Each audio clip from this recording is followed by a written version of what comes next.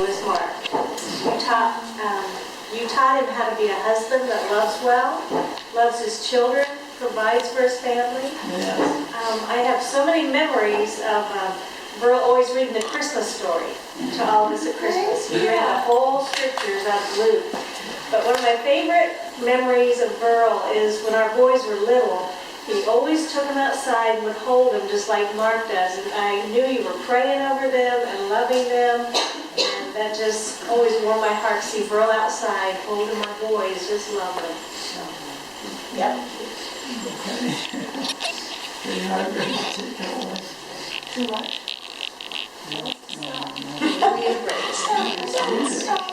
Oh, here comes David. I'll say something for Grandpa.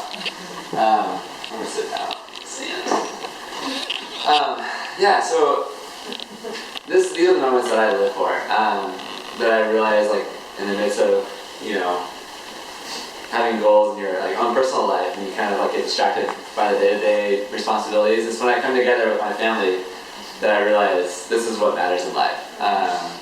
Being in these moments and really recognizing the blessing that the Lord has provided in a very real sense of the word. And I think it's when I see you, Grandpa, that I realize how I want to live my life.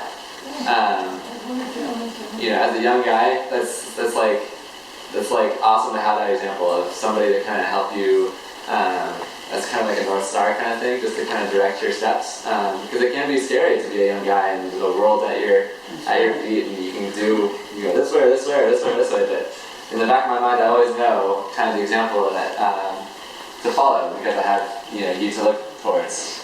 And that's been an incredible thing. I really am extremely grateful for that, and thankful for your devotion over the years, your prayers over the years, your sacrifice over the years, your generosity over the years. And it hasn't ever slowed down. You keep on pushing. You've just been such a blessing in our family, and I just really appreciate that. So. Have you prepared a song for us? I wish. No. When my mom told me we were going to talk about just memories or anything that we have about you, Grandpa, the only word that really came to my mind is you have such a steadfast spirit. And just growing up and Sundays after church, even when we would, when you guys would come visit, you would still sit on the couch and you would read the Bible. Okay, we just had a sermon. And he would come home and he would still read the Bible. And you were so faithful to God, and every day I feel like there's something that you could know more about him, and you look to that time that you could spend with him because he's your friend. And every day it's a new day with the Lord, and there's something new that he can reveal to you that day. And I just want to thank you for that, because that's something that I strive to have in my relationship with the Lord, is that every day he will reveal something new to me about him. And I feel like that is something I've gotten from you, and seeing you in your walk with the Lord, and that you're trusting in him every step of the way, and that there's no problem that you can't go to him for. There's no question that you can't have answered when you read the Word of God. So thank you for instilling that in me, and the wonder, and just being steadfast with the Lord as a mentor and as a friend. I love you for that. Thank you. Things it really wasn't worth stressing out about, but there's not a time where, if I feel like I'm going through a tough situation or something that's difficult, where I can't ask you guys to pray for me, and I know without a shadow of a doubt that's going to happen. And that's a blessing. That's a huge blessing, and I know I can speak for all the grandchildren and all the children when I say that, whenever we have anything that needs prayer, we know that you're on it. You and Grandma are both on it, and there's not a doubt. And I make an effort to let my mom know, hey, I'm going through something tough. Ask Grandma to pray for me, because you know what's going to happen. You know they're going to do it. And there's something just so beautiful about that. And for me, just really understanding what prayer is, and understanding, it's how we communicate with God, and how, there's a way that we can speak face to face with God, and it doesn't have to be these incredibly beautiful and just well-rehearsed prayers. It can just be a conversation with God.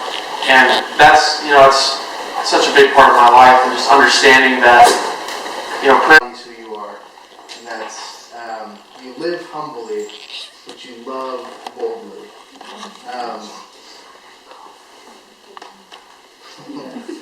Yeah. Thank you, Lord. Yeah. Yeah, you just know how to love people so well. And, when I was doing the missions thing in college, you were the example of how to love boldly to the people that, that need it. So, keep it short.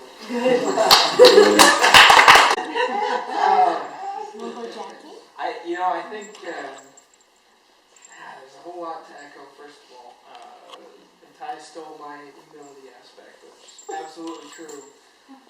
You are a very humble, unassuming person, and it's really, I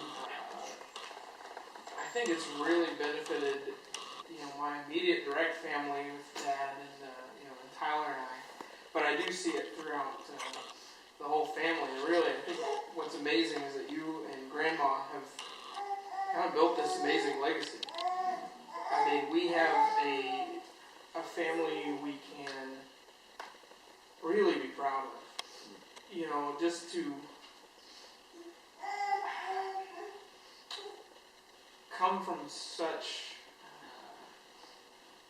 remarkable beginnings to have experienced so much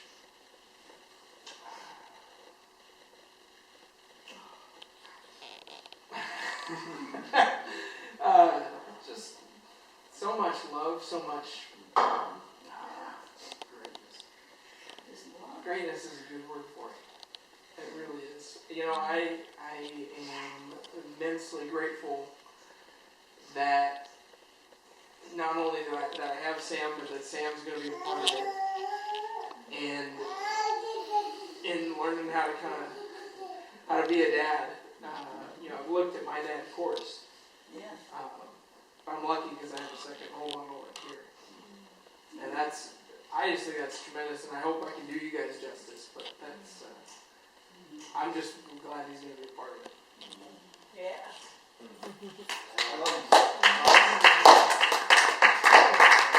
Over there, I was hoping I would just go there. Kind of echoing what my dad said. It's just really interesting. Like my relationship with him has just dramatically increased. And like the second I kind of made the shift into my calling, being called into ministry, and like just I know that I am riding upon his shoulders, and I'm riding upon your shoulders as well. And so I just want to thank you for your devotion to God.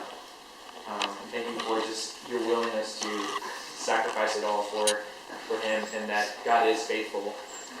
And so I thank you for just preparing the pathway for all of us here.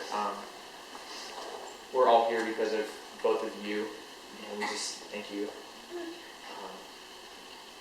It's all because of your decision to say yes to Jesus, and like it's awesome. Like it's just really, really cool that you can do this.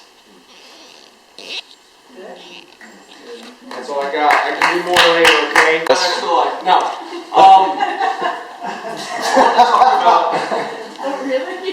I wanted to talk about your interest and investment in your grandchildren and your children.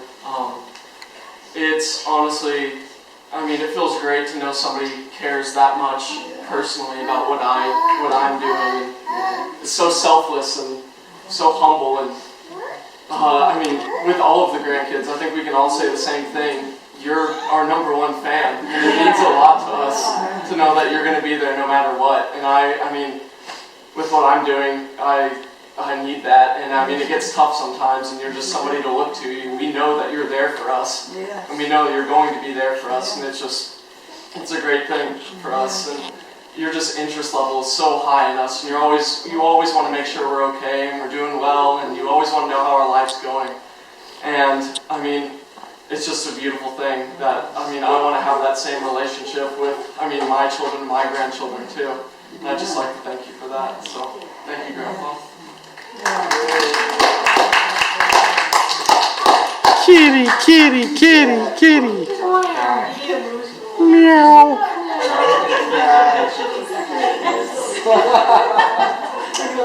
The emotion Grandpa, something that John and I have been realizing in ministry lately is that the prize doesn't always go to the most talented or the most skilled or the best at this or the best at that, but to the, if you just keep showing up every day, to the one that just faithfully shows up every day.